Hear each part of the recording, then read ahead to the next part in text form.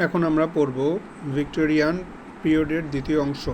প্রথমেই হলো Charles Dickens. Charles Dickens জন্মগ্রহণ করে কত সালে? 1812 সালে। চার্লস ডিকেনের পেন নাম কি? চার্লস ডিকেনের পেন নাম হচ্ছে বোজ। সে এই বোজ নামে লিখেছে হচ্ছে তার প্রথম বই, যেমন হচ্ছে sketches by Boz. Sketches by Boz কে লিখেছে? Charles Dickens.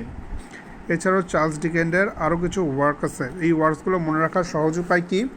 সহজ উপায় হচ্ছে, অলিভার অনেক এক্সপেকটেশন নিয়ে ক্রিসমাসের দিনে ডেভিডের সাথে দেখা করতে দুই শহরে গেল।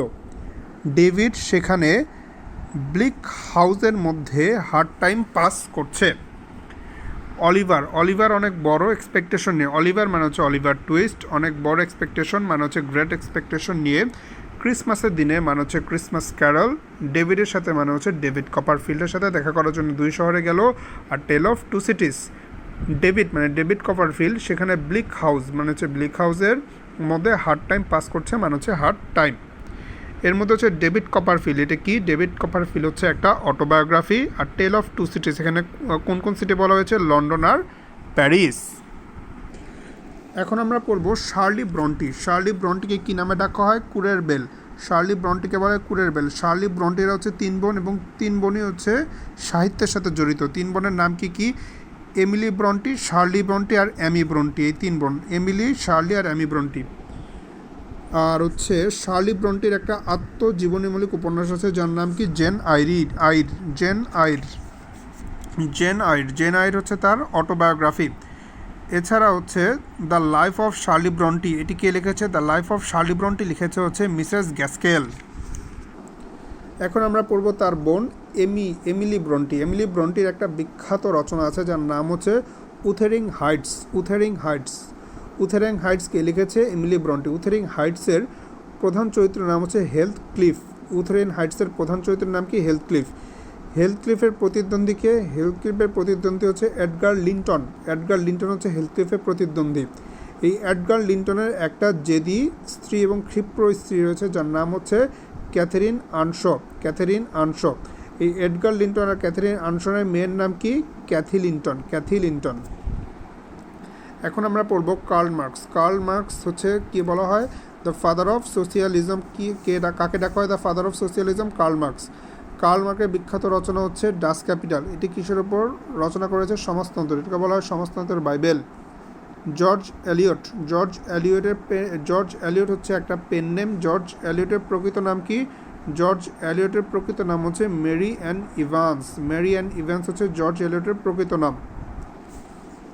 এখন জর্জ এলিয়টের নোবেলগুলো কীভাবে মনে রাখবো? সাইলাস আর অ্যাডাম মিলে ফস করে রোমেলাকে স্প্যানিশ জিপসি বানিয়ে দিল।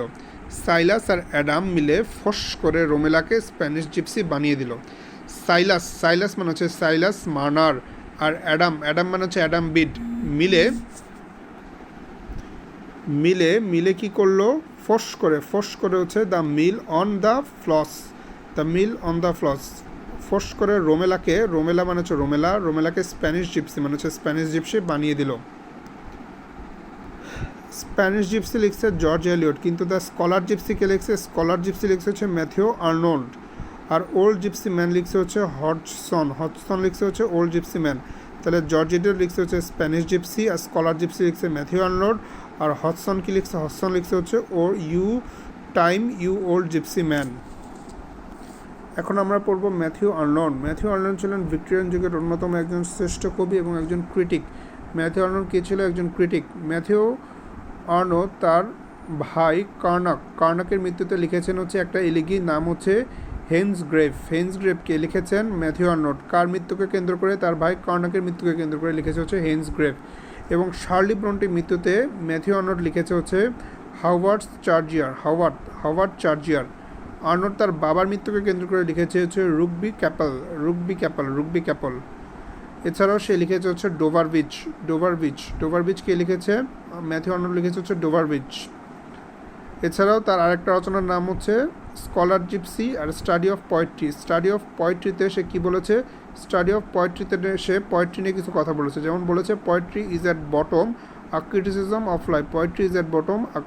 Of life. আর কি বলেছে?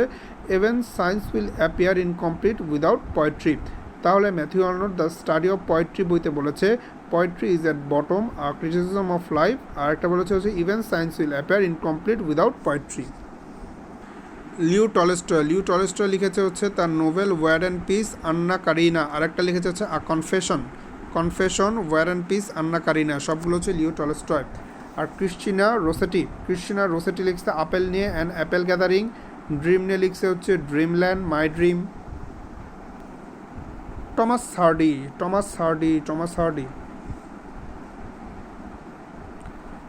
হার্ডি হচ্ছে তোমার a pair of blue eyes লিখছে হচ্ছে, টমাস হার্ডি লিখছে a pair of blue eyes. এছাড়াও লিখছে হচ্ছে দ্য ট্রাম্পেট মেজর কে লিখেছে, থমাস হার্ডি। আর পিবি শেলি লিখছে হচ্ছে দ্য ট্রায়াম্প লিখছে পিবি শেলি, আর দ্য ট্রাম্পেট মেজর লিখছে হচ্ছে Thomas Hardy. The trumpet major a pair of blue eyes, Thomas hardy.